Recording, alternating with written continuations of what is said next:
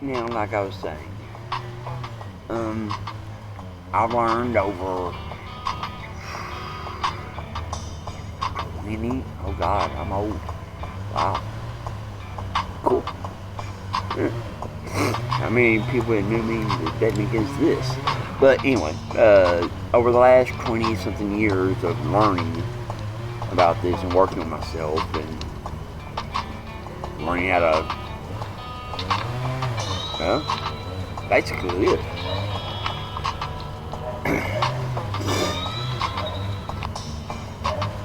Through,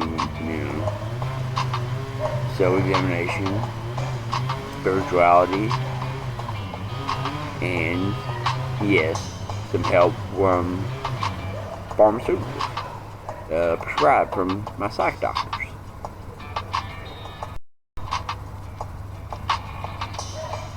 I use every resource I have in my on hand, just like any other good combat soldier, or anybody else for that matter.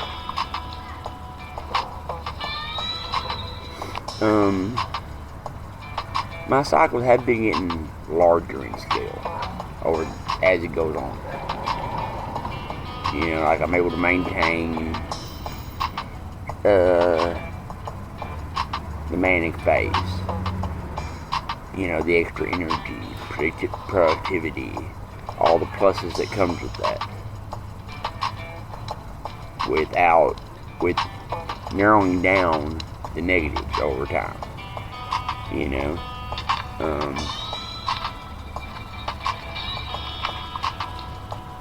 And I haven't really had any real depressive stages for quite some time now, several years.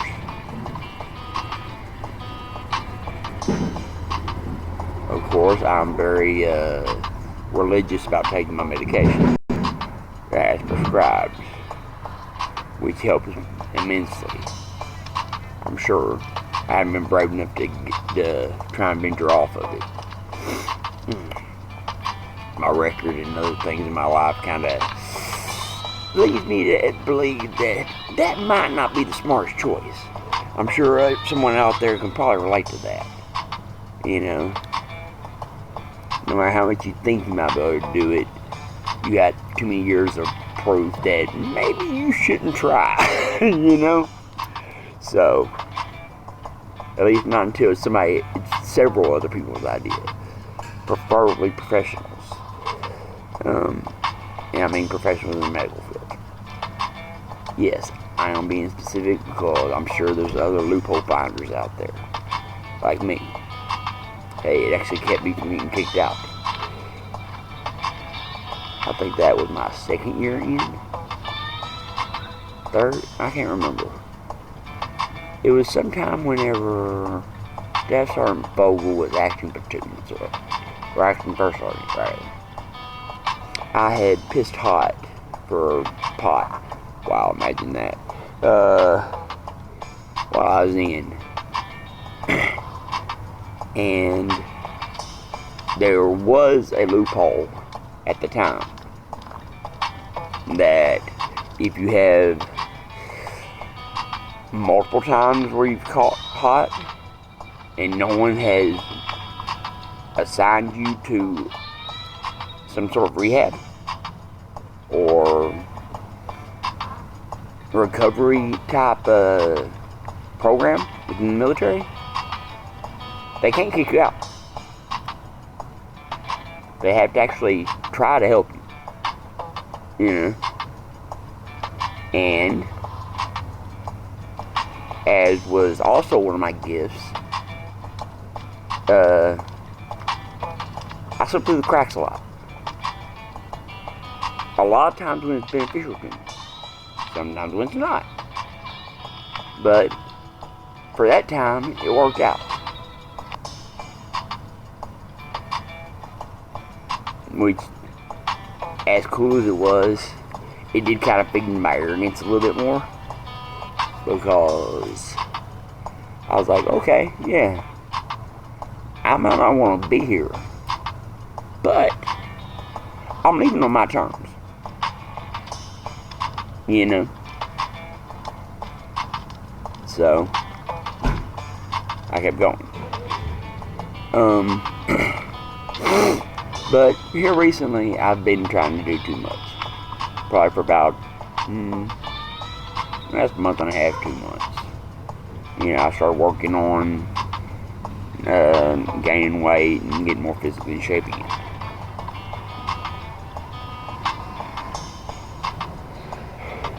As well as taking care of a dental situation I've been putting off for decades. I haven't seen that dentist for a decade until this. Taking care of things, starting new ventures, taking it seriously, like the novel that's to go with Tales of the American Ronin, which this is part of the marketing, excuse me. So I hope y'all check out the book when it comes out. Yeah, it's kind of the daydream that suddenly appears and then stresses you completely out because, oh God, now I have a quarter of the time left on the schedule I was given because I never took it seriously. You know, but hey, learning experience, so we're learning together.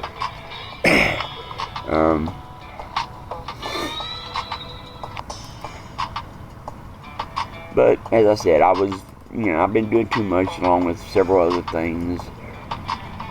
Working on my diet, basically everything short of quitting smoking. Which, probably one of the few things I should prioritize a little bit more. But, you know, progress, not perfection. So, we're all working on it. So I kind of needed to take, well, I didn't have a lot of choice. My brain kind of quit functioning properly.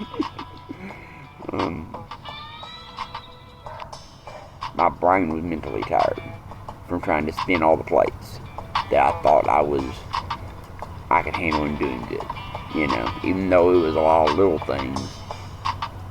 things add up, which I constantly have to be reminded of. No matter how many hospital visits or bad experiences or anything that I have. That's why it's called we practice principles. You know? Yeah, I'm in recovery. I think I've already said that. So, if you are too, you probably pick up some of the phrasing. Just like a vet recognizes a vet. It's just a different type of war for us. We can both practically smell our own kind. You know? So why don't the rest of y'all say hi? Maybe help me know that I'm not alone. Because sometimes that is the only thing that really keeps us together. You know, we get so caught up in our own head, and our closest friends and family, no matter how much they want to, or they try, they just can get to us. You know, there's something in us that it takes one vet, one person in recovery, someone who's experienced the same things you have, to let you know that you're not terminally unique and damned. And we're not. Unless we choose to be. That's one of the great things about life. And that God has shown me. I mean, I even tried to take myself out several times. Until I got the message. You know. I was hard-headed. Thinking I know better. But I'm sure this is something that anyone who's been through it can definitely agree with. There's nothing almost more depressing than being willing to go through suicide, doing it, and then waking up anyway.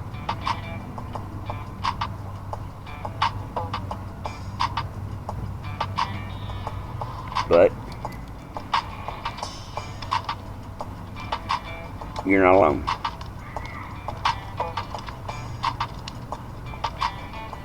And accepting you're not done. Well, I'm not done. Is one thing that helps me. It helps me keep working. Keeps the whatever little self-discipline I have and motivation I have there. You know, as much as the love for my family and my love for serving God.